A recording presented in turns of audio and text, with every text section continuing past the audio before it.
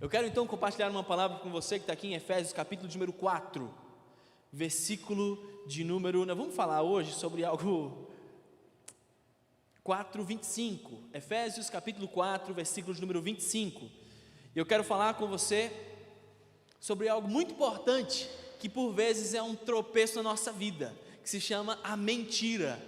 É algo que por vezes é muito comum no nosso dia a dia, e eu quero então compartilhar com você algumas coisas referentes a esse assunto, e eu quero alertar o teu coração, e quero ajudar você a ser um cristão cada vez melhor. Então se você tem uma caneta aí, você pode anotar algumas coisas, ou anotar no teu celular, você pode também olhar depois no YouTube, no nosso canal da igreja, para você rever essa mensagem e aplicá-la no seu coração em nome de Jesus, porque nenhum de nós está imune a isso que nós chamamos de mentira. Leia comigo o que está aqui em Efésios, capítulo de número 4, versículo de número 25, olha só o que diz a santa e amada palavra do Senhor. Por isso, deixando a mentira, fale cada um a verdade com o seu próximo, porque somos membros uns dos outros. Vamos orar. Pai, obrigado por esse tempo tão precioso, por Tua palavra que nos inspira, que nos ensina. Queremos pedir para que o Senhor derrame sobre nós a Tua bênção, nos enchendo e fale ao nosso coração coisas profundas, que possamos crescer em Ti, que possamos amar a Tua verdade e que possamos ser impactados pelo Teu infinito e grande amor, em nome de Jesus. Com certeza você sabe que a mentira, ela está em todos os lugares. Pode ser que ela esteja até mesmo na sua vida. Eu me lembro, por exemplo, do meu filho mais novo, Vinícius, mentindo para o seu irmão mais velho, que é o Lucas. Certa vez o Vinícius chegou chorando lá em casa e chegou em mim e disse assim: pai, o Lucas me bateu. O Lucas me bateu, e ele estava ali chorando. E eu disse para ele: meu filho, Vinícius, o que a Bíblia diz que nós devemos fazer com aquelas pessoas que nos maltratam? O que a gente deve fazer quando alguém não cuida da gente, quando alguém é o nosso inimigo, quando alguém bate na gente? E ele falou assim: pai, o senhor disse que a gente tem que orar, né? Eu falei: pois é, então vem cá. E aí o Vinícius e eu nos abraçamos e nós oramos juntos pela vida do Lucas, aplicamos o princípio. Então o Vinícius saiu com o coração cheio de alegria, agora transformado por aquela palavra. Ele chegou no quarto e disse para o Lucas: Lucas, eu falei para o meu pai e ele disse que vai te bater. É mais ou menos isso que acontece. A mentira está em todos os lugares. Lembre-se daquele motorista, né, que está chegando na casa de alguém e diz: não, já estou aqui na esquina, mas ele está longeão lá. Ou lembre-se, por exemplo, daquele pai que fala para o filho: olha filho, se você sair de casa o bicho papão vai te pegar. Nem existe isso. Ou lembre-se daquele médico que diz, né, eu lembro de uma vez que a gente foi no médico e o Vinícius ia fazer algum procedimento nos olhos, e aí o médico colocou uma espécie de colírio nos olhos dele que iria arder. E aí o médico falou assim: olha, se o seu olho começar a arder, coça a barriga que vai passar. E aí eu estou olhando lá, o médico colocou o colírio e o Vinícius começou a coçar a barriga, coçar. E você ri, né? A gente eu ri disso, mas a mentira estava lá, iludindo o meu filho. No capítulo 4 aqui, o apóstolo Paulo ele inicia orientando a galera de Éfeso, falando para eles que eles tinham que andar de uma maneira que honrasse o chamado que eles têm em Deus. E assim eles iriam preservar a unidade da igreja, porque quando nós andamos de acordo com a vontade de Deus para nós, nós fazemos com que a igreja se transforme em uma verdadeira família, um lugar bom de se estar. E aí Paulo fala assim: olha, a unidade, ela é a graça de Deus. Então Paulo também dá alguns motivos para que a gente mantenha a unidade. Ele vai falar: olha, vocês têm um só Senhor, vocês são um só corpo, um só Espírito, uma só fé. E Deus também deu para nós alguns dons. Ele diz que Deus deu alguns para apóstolos, outros para evangelistas, outros para profetas e mestres. Tudo isso para o aperfeiçoamento, para a edificação da igreja. E aí, a partir do verso 17, Paulo volta a afirmar que nós não podemos viver igual às pessoas desse mundo. Nós precisamos viver de acordo com a vontade de Deus para nós. E a gente vai ver isso através das nossas atitudes. As suas atitudes falam sobre alguém que conhece a Jesus, as suas atitudes falam sobre alguém que ama a Deus, e a gente vai percebendo isso. E aí, do verso de número 20 em frente, nós somos motivados a viver de uma maneira que agrade a Deus.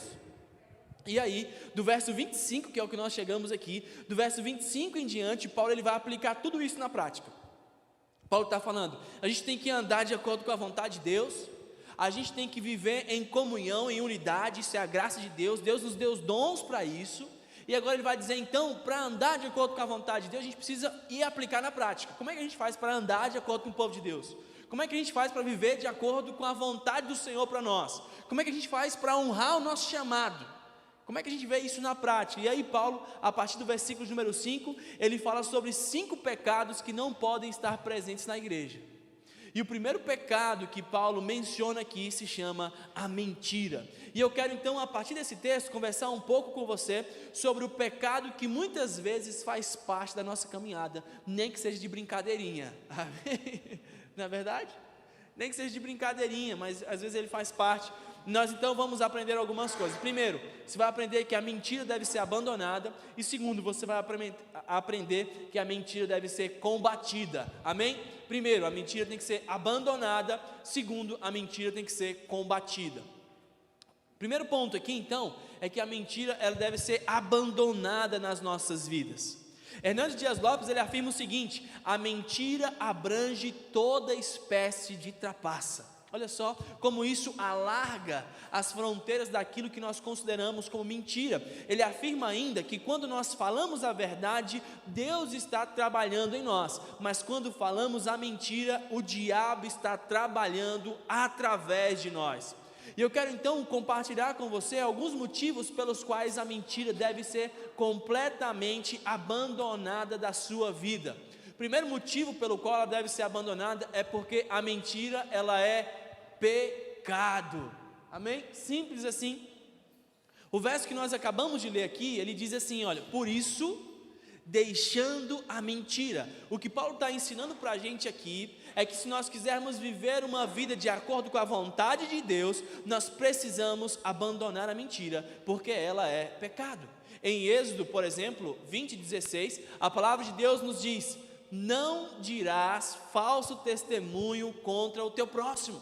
Você não deve mentir para ninguém. E a mentira, ela vai contra tudo aquilo que Deus é. Porque Jesus, ele afirmou que ele é a verdade. Lembra lá de João 14,6? Eu sou a verdade e nele não há engano algum. E se mentira é todo tipo de trapaça, qualquer tipo de engano, porque existe aquela mentira também, né? Que eu não menti, mas eu deixei subentendido. Também disse a verdade, né? Eu não menti, eu deixei que o outro tomasse as suas próprias conclusões. Todo tipo de engano, ele passa então a ser mentira, porque a mentira vai contra tudo aquilo que Deus é. E a Bíblia nos ensina que a mentira é pecado porque o diabo é o pai da mentira. Olha o que diz lá em João 8,44, diz assim, vós tendes por pai ao diabo, e quereis satisfazer os desejos do vosso pai. Ele foi homicida desde o princípio, e não se firmou na verdade, porque não há verdade nele. Quando ele profere mentira, fala do que lhe é próprio, porque é mentiroso e pai da mentira. A verdade é que o diabo ele foi o primeiro a utilizar esse recurso de enganar alguém. Você se lembra com certeza de Gênesis capítulo de número 3, que o diabo utilizou ali meias verdades para com Eva. Ele perguntou, o que foi que Deus disse? Deus disse para você não comer da árvore do fruto do conhecimento do bem e do mal, não foi? Eva, sim. Ele falou, não, mas não era bem isso que ele quis dizer. Na verdade, e ele foi então enrolando ali, foi contando meias verdades para Eva, convencendo-a de que ela deveria provar daquilo que Deus disse que ela não deveria provar. Por isso o diabo então, ele é o pai da mentira, ele utilizou palavras enganosas para convencer Eva, a primeira mulher, a pecar contra Deus.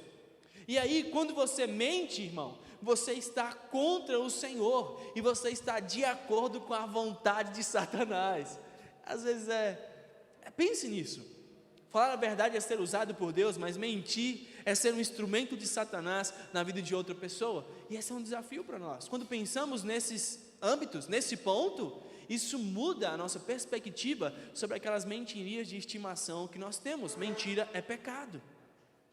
Irmãos, e o primeiro pecado a ser punido severamente na igreja primitiva, na igreja do livro de Atos, foi o pecado da mentira, lá em Atos capítulo número 5, quando nós temos a história de Ananias e Safira. Eles mentiram ao Espírito Santo e eles foram mortos. Segundo ponto, porque você deve abandonar a mentira, é porque além de ser pecado, a mentira ela é enganosa. A mentira engana a gente. A mentira muitas vezes ela vai enganar a gente, porque muitos de nós utilizamos a mentira como uma forma de nos beneficiarmos, mas aquele que mente está se enganando. Nós mentimos, por exemplo, para obter conforto. Ah não, já fiz, né? Para você poder ficar ali, já fez o dever de casa? Não, já fiz. Você está mentindo para de alguma forma continuar mantendo o seu conforto ali e não ter que fazer alguma coisa. Então a gente mente achando que está se beneficiando de algum conforto. Nós mentimos para não termos que enfrentar as consequências dos nossos erros. Aquele dia que você quebrou um copo em casa, sua mãe perguntou: quem quebrou esse copo aqui? Você disse: não foi eu, nem sei do que se trata. Quem foi que fez tal coisa? E você diz: cara, não sei. Ixi, irmãos, ó, todas as vezes que eu estou pregando, eu coloco aqui o meu cronômetro, para eu saber que eu não estou passando do tempo, e não coloquei, ó. Ixi, vou ter que marcar 30 minutos a partir de agora, tá bom? Brincadeira. Deixa ali, né? O Carlão já está me mostrando outro relógio ali. Não, estou marcando aqui, mas tá certo, Carlão, tá certo. Brincadeira, vou colocar aqui, não vou marcar os 30 mais, não, marco 15 aqui, marco 20. A mentira é enganosa. Muitas vezes nós mentimos para não enfrentar as consequências dos nossos erros. Não, mãe, não sei, não vi, não fui eu. E você está mentindo porque você sabe que sua mãe descobrir que você que quebrou aquele copo, aquele prato, a chinela vai cantar para o seu lado, irmão. Nós mentimos a outras pessoas achando que os estamos preservando. Às vezes você não quer falar para o seu filho sobre um assunto determinado, você acha que ele ainda é pequeno, e aí você mente para ele: não, meu filho, sua mãe foi comprar cebola e voltou contigo, né? Foi assim. Não, meu filho, isso é uma garça que vem, um papagaio que vem e deixou você aqui. Fale a verdade, nem que a verdade seja assim: meu filho, você ainda não está preparado para saber, mais à frente papai vai te contar como é que funciona esse processo. E muitas vezes a gente mente achando que estamos preservando o outro, né? Às vezes aquele médico que não vai falar a verdade sobre uma enfermidade para um paciente, ou às vezes o médico fala a verdade, que o médico, na verdade o médico sempre tem que falar a verdade, desculpa, né? Então o médico fala a verdade para alguém, e esse alguém não quer contar a verdade para aquele paciente, né? Às vezes acaba camuflando, escondendo. E às vezes a gente acha que nós estamos fazendo isso preservando o outro, mas nós vamos entender que a mentira ela é enganosa. Vamos continuar, por exemplo, refletindo sobre a história de Ananias e Safira, para tentar explicar como a mentira pode ser enganosa. No capítulo 5 de Atos, nós vemos Ananias e Safira, e eles trouxeram uma oferta para a igreja. E eles tinham vendido uma propriedade deles. Eles pegaram um dinheiro e eles levaram o valor daquela venda para ofertar diante da igreja. Isso já tinha acontecido no capítulo anterior. Um homem chamado Barnabé vendeu todas as suas coisas, pegou o valor daquilo e depositou aos pés dos apóstolos. E muitas pessoas faziam isso. E aí Ananias e Safira também foram fazer isso. Eles venderam uma propriedade deles, pegaram um valor referente àquela venda e depositaram ali aos pés dos apóstolos. No entanto, eles queriam se beneficiar, porque o que eles fizeram? Eles não entregaram tudo. Eles foram lá nos apóstolos e disseram assim: está aqui o valor de toda a venda do nosso imóvel, porque eles queriam também serem reconhecidos talvez por aquela igreja que admirou a atitude de Barnabé, que fez isso, né? Então a gente também quer fazer também. Só que Ananias e Safira, eles pegaram um pouco daquele valor e guardaram para si como uma espécie de reserva. Eles se beneficiariam dizendo que estavam entregando tudo, porque também seriam admirados pela igreja, mas eles também teriam um pouco de reserva. Quando eles chegaram lá, Pedro falou para ele: cara, vocês estão mentindo, você está achando que mente é para mim? Você está mentindo é para o Espírito Santo. O valor da venda não é de vocês, você não precisava dar nada. Se você vendeu, não é seu, você não precisava dar. Agora você deu e disse que era quando não era. Por isso, naquele exato momento, eles morreram ali aos pés dos apóstolos. Eles ficaram eles mentiram, achando que iriam se beneficiar, mas a mentira ela é enganosa. Eles estavam enganando a si mesmos. E na sua vida, em diversos momentos, a mentira vai parecer uma coisa boa a se fazer. A mentira vai parecer o melhor caminho para você. Isso é uma verdade. Mas lembre-se de que a mentira é um engano. Olha o que diz aqui Provérbios 19:5, diz assim: a falsa testemunha não fica impune, e o que profere mentiras não escapa. Se você acha que está se dando bem ao mentir, você está enganado. Você está atraindo a condenação para a sua vida. A mentira de Ananias e Safira custou a própria vida deles, e a mentira pode custar muitas coisas a você. Pense, por exemplo, que a mentira pode custar os seus relacionamentos quando alguém descobrir que você está mentindo. A mentira pode custar a sua credibilidade, porque uma vez que você mente para alguém, dificilmente aquele alguém vai conseguir acreditar você de novo. Ele vai falar: será que ele está mentindo para mim? Será que ele está falando a verdade?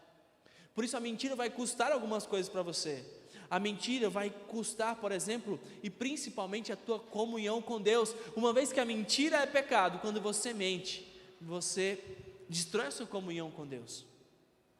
Para preservar um bem-estar, para preservar alguma coisa, você destrói a sua comunhão com Deus. A mentira, o que será que a mentira vai custar para você? Terceiro ponto, porque você deve abandonar a mentira,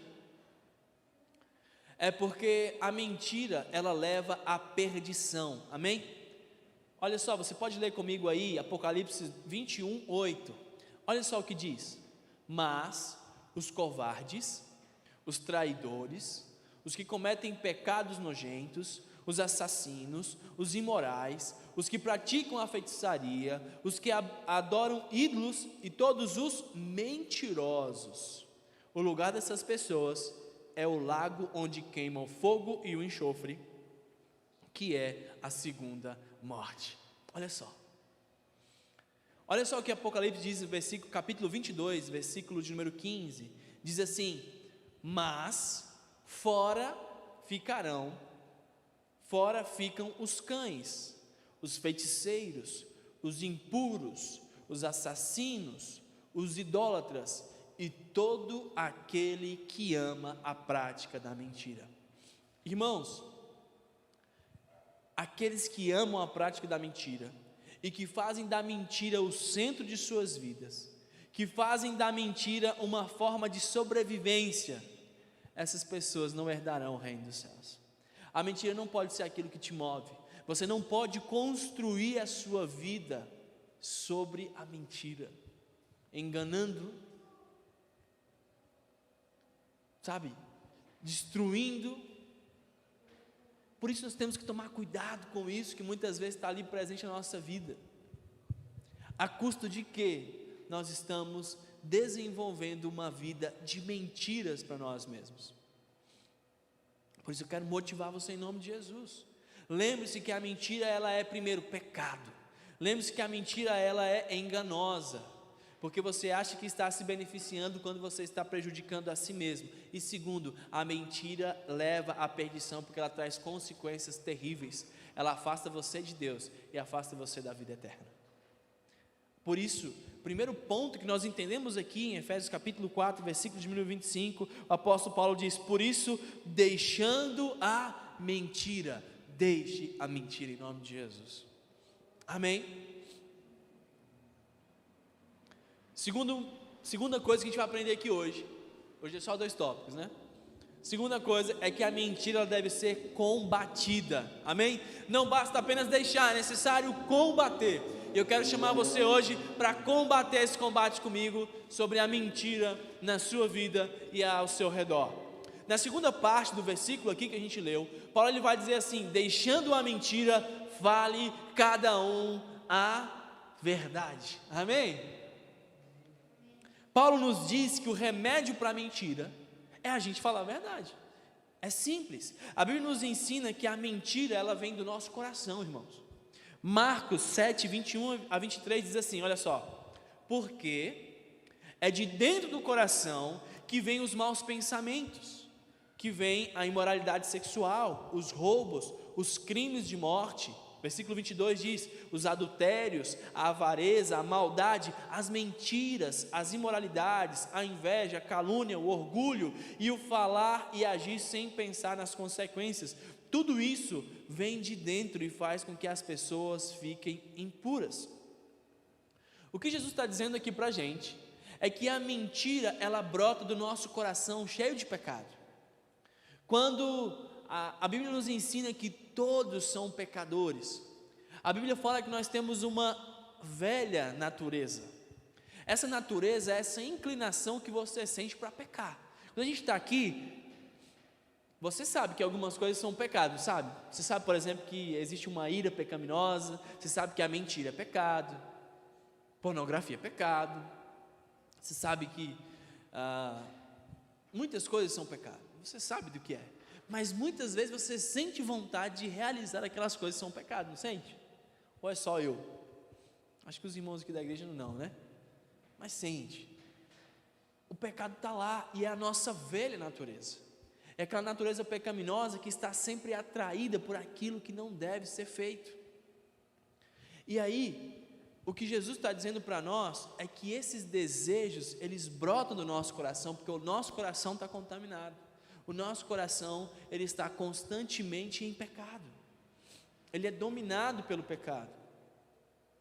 Nós temos um coração que nos empurra para pecar, e Paulo está nos ensinando o seguinte, ele está falando, vocês precisam falar a verdade, e isso é mais do que simplesmente um ato de mudar a tua conduta, mas nós precisamos encher o nosso coração com a palavra de Deus, e assim nós seremos capazes de vencer a mentira.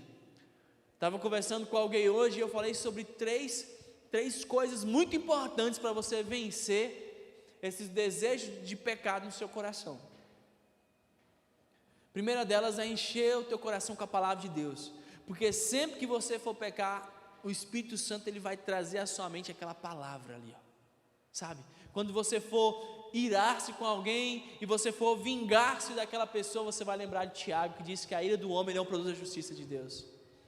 Quando você for mentir, você vai lembrar de Provérbios, que diz que a mentira é abominação ao Senhor, mas aqueles que carregam a fidelidade nos lábios são o seu prazer. E aí esses versículos vão vindo na sua mente, por isso você precisa encher a sua mente. Segunda forma de vencer a sua vida, de vencer quando você sentir-se tentado, é lembrar-se do que Coríntios diz para a gente. Ele diz que nenhuma tentação é tão grande que você não possa suportar.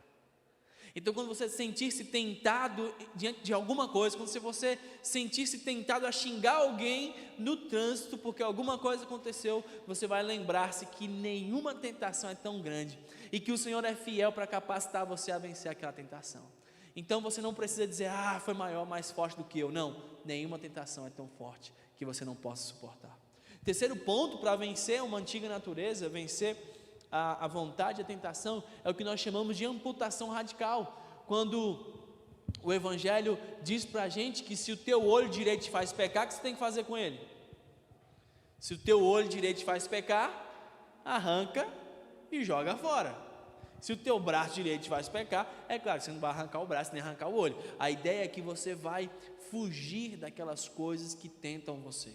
Então se você tem problemas, por exemplo, se você tem dificuldade com roubo, você vai evitar ficar em lugares sozinhos que o teu coração pode se sentir tentado a pegar alguma coisa, entendeu?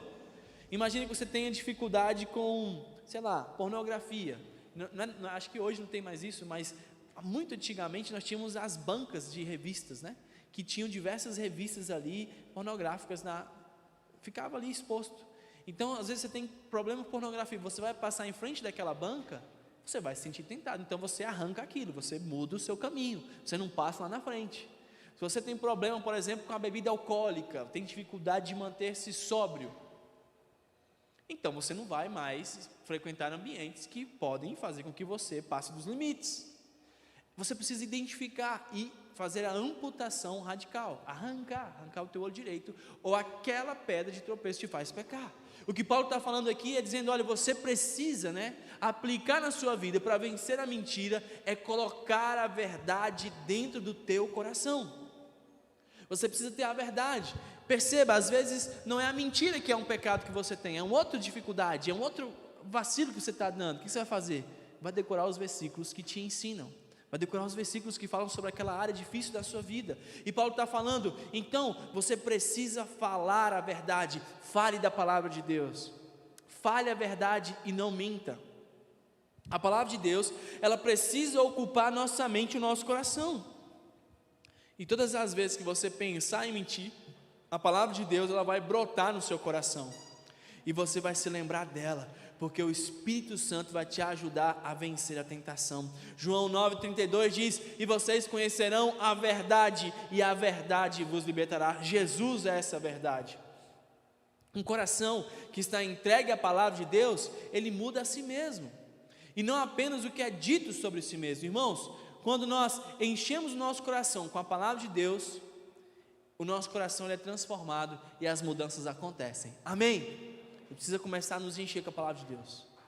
Enche com a palavra de Deus, leia, sabe, anote, decore versículos, que os versículos sejam ministrados a partir de você. Então, como é que você faz agora para vencer a mentira? Encha-se com a palavra de Deus, fale a verdade. Falar a verdade significa assumir um compromisso com Deus de não mentir, falar sempre a verdade, mas também implica em você ter a palavra de Deus nos seus lábios e você proclamar essa palavra aonde quer que você vá. Ter a palavra de Deus na sua mente e no seu coração. A segunda forma de nós vencermos a mentira é quando nós entendemos que nós somos membros uns dos outros. Olha o que o versículo diz aí, versículo 25 diz: por isso, deixando a mentira, fale cada um a verdade com o seu próximo, porque somos membros uns dos outros. Por que você vai falar a verdade? Porque nós somos membros uns dos outros. Ou seja, como membros uns dos outros, nós exercemos uma influência mútua. E não é possível edificarmos uns aos outros sem falarmos a verdade. E essa é uma noção que você precisa ter dentro da igreja. A igreja é quando eu vejo o outro como uma parte de mim, como parte da minha família. Geralmente, a gente sempre, eu tenho orado, hoje tive uma conversa com alguém, e a gente estava falando sobre a gente entender que nós somos parte uns dos outros, que somos uma família, e precisamos entender isso em tudo aquilo que fazemos. Muitas vezes nós nos chegamos aqui na igreja e nós falamos assim: fulano nunca fala comigo, fulano nunca vem para falar comigo e tal. Mas lembre-se que muitas vezes nós somos uma família e a responsabilidade também é nossa. Nós estamos sempre cobrando que o outro faça algo, mas nós podemos ser aquele que toma a iniciativa e fala, e que compartilha, e que quebra a barreira da inibição, da vergonha e do medo. E esse é o desafio, é de entendermos que somos uma família e que não é vergonha nenhuma falar com alguém que é da minha família, entende? Nós nos guardamos, nós preservamos, somos membros uns dos outros. E quando eu entendo o outro, vejo o outro como uma parte da minha família, eu não quero enganá-lo, eu não quero iludi-lo, eu não quero me sobressair sobre ele mentindo de alguma forma. Eu desejo que o outro cresça, pois o crescimento dele é o meu também, amém? Mesmo que isso implique em falar coisas difíceis para ele. Às vezes eu sento com meu filho, eu tenho que falar algumas coisas difíceis para ele. Falo: filhote, a vida não é um morango, irmão. A vida não é um morango para você, parceiro. Ser homem não implica em só fazer o que quer, não. Ser homem implica em fazer o que tem que ser feito. E às vezes o que tem que ser feito está de acordo com aquilo que você quer fazer, e você terá raros momentos de alegria e prazer. Mas ser homem implica em fazer o que tem que ser feito. Por isso você vai fazer o seu dever, você vai limpar a casa, você vai. Eu preciso falar a verdade para ele, preciso falar que na escola talvez ele terá problemas, haverão pessoas que poderão rir dele, que poderão fazer algumas coisas, e eu preciso ensiná-lo a defender-se. Eu preciso dizer a verdade para ele, preciso dizer: filhote, você é um pecador, você tem que confessar esse pecado, mano. Você precisa se arrepender, senão o fim ele é trágico. E muitas vezes, quando eu entendo que o outro é parte da minha família, eu digo para ele a verdade em amor, e eu manifesto essa verdade em amor, ainda que sejam palavras duras, porque eu quero não que o meu filho seja um homem fraco, eu quero que ele seja um homem forte. Para ser forte ele precisa muitas vezes enfrentar desafios, vencer desafios. Esses dias ele chegou lá e falou assim: pai, não sei o que, estou com medo, né? Está escuro. Eu falei: está escuro nada, vai lá, né? Vai lá, você consegue. Bora, se vira, não é quadrado? Às vezes a vida vai ser assim. E aí ele foi lá, venceu o medo dele e voltou e falou: pai, eu dou conta. Eu falei: mano, é isso aí. Mas você fica com o coração todo apertado, né? Eu lembro de uma vez que eu estava na natação dos meninos e eu vi o Vinícius meio que ele se afogando, sabe? Meio que desesperado. Meu coração estava apertado ali. Mas eu fiquei na minha, claro que assim, não estava longe de perigo, não era algo perigoso não, mas eu vi que ele estava desconfortável, que ele não estava dando conta de lidar com aquela situação, estava difícil para ele, mas eu falei, não, ele vai conseguir, ele precisa aprender a fazer sozinho, nem sempre eu vou estar aqui. E aí foi muito especial, porque ele venceu aquele desafio e aquilo transformou ele em algo mais forte, não é forte.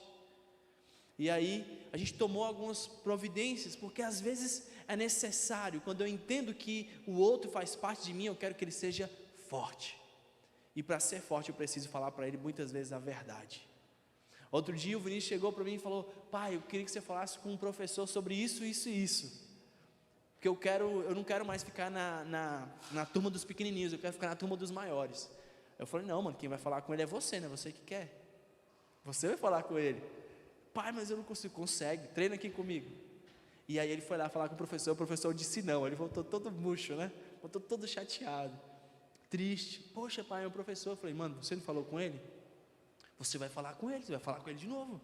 Você vai resolver as suas coisas, porque nós somos membros uns dos outros, e eu quero que meu filho aprenda a falar, a reivindicar, a ir lá e brigar por aquilo que ele quer, no sentido bom, não estou falando de brigar, de fazer confusão, mas no sentido de lutar por aquilo que ele almeja, de vencer. E aí eu falei, olha, depois que você falou, aí agora o papai vai lá e fala. E aí depois eu fui lá e conversei com o professor e resolveu. Mas quando nós somos membros uns dos outros, nós não vamos mentir para eles. Nós vamos cuidar porque nós queremos que eles cresçam. E hoje eu desejo que você cresça. E o crescimento, o seu crescimento, ele é meu também. Porque à medida que você cresce, como irmão dessa igreja, eu também cresço. Por isso hoje eu quero convidar você, em nome de Jesus, a vencer a mentira. O Senhor trouxe você aqui para transformar o teu coração e mudar a tua atitude. O Senhor te trouxe para colocar a verdade dele no teu coração, para capacitar você a vencer, para transformar o teu coração pecaminoso, para arrancar você da ilusão, do engano, de que a mentira pode de alguma forma te beneficiar. E eu quero então orar para que a palavra de Deus encha o teu coração em nome de Jesus. Amém? Que enche o coração dos nossos filhos, né? Que encha o nosso coração como pais, para que possamos manifestar a verdade em amor. Por isso, deixando a mentira, fale cada um a verdade com o seu próximo, porque somos membros uns dos outros.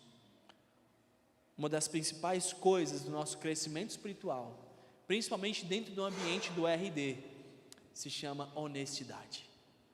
Quando somos claros uns com os outros, quando falamos a verdade em amor, isso nos traz crescimento e avanço. E é isso que eu espero de você nesses dias, que você cresça em nome de Jesus. Vamos orar. Fechei os teus olhos. Talvez a mentira pode ter feito parte de grande parte da sua vida. Talvez a mentira muitas vezes ela faz parte do teu dia a dia, em alguns momentos, onde você se utiliza dela para de alguma forma escapar de consequências. Talvez a mentira faça parte da tua caminhada quando em algum momento você deseja preservar o teu conforto. Mas saiba de uma coisa, hoje é tempo de falarmos a verdade. Porque assim como somos membros uns dos outros, somos uma família.